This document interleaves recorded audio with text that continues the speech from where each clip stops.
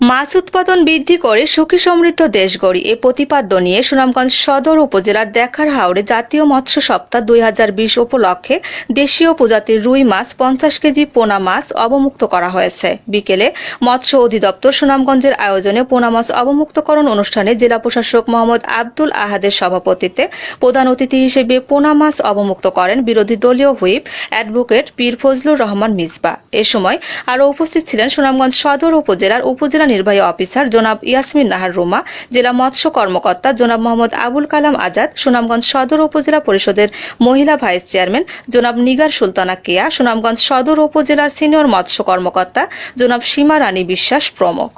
সংসদের বিরোধী দলীয় হুইপ অ্যাডভোকেট পীর ফজলুর রহমান মিসবা বলেছেন, মৎস্য ভাণ্ডার হিসেবে খ্যাত ও অসংখ্য হাওর বাউর নদীনালা আর খাল বিলে সমৃদ্ধ এই সুনামগঞ্জ জেলা। এই জেলায় দেশীয় বিভিন্ন প্রজাতির অনেক সুস্বাদু মাছে একসময় সমৃদ্ধ ছিল, যা দিয়ে জেলার মানুষের আমিষের চাহিদা মিটিয়ে দেশ বিদেশে রপ্তানি করে অনেক বৈদেশিক মুদ্রা অর্জন সম্ভব ছিল।